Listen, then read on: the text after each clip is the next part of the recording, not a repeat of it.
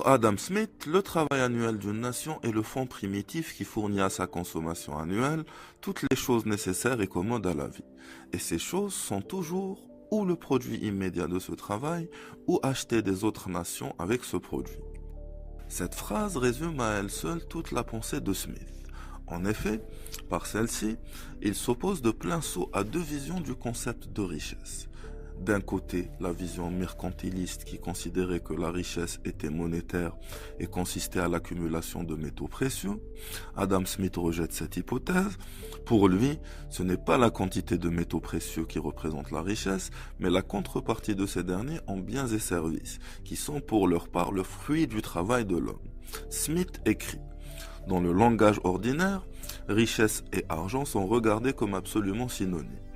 Pourtant, il serait vraiment trop ridicule de s'attacher sérieusement à prouver que la richesse ne consiste pas dans l'argent ou dans la quantité de métaux précieux, mais bien dans les choses qu'achète l'argent, et dont il emprunte toute sa valeur par la faculté qu'il a de les acheter. D'un autre côté, Smith s'oppose à la vision des physiocrates, qui stipule que seule la terre et son produit représentent la richesse, et par conséquent que seuls les agriculteurs la produisent. Pour les physiocrates, l'industrie et les arts et manufactures représentent la classe stérile, puisque cette classe ne fait que transformer le produit de la terre. Pour Adam Smith, la terre ne produit pas de richesse si l'homme ne l'exploite pas. Pour cueillir le fruit de la terre, il faut faire intervenir le travail de l'agriculteur. Il écrit: l'erreur capitale de ce système paraît consister en ce qu'il représente la classe des artisans, manufacturiers et marchands comme totalement stérile et non productive. Ainsi, Smith estime que l'unique source de richesse est le travail.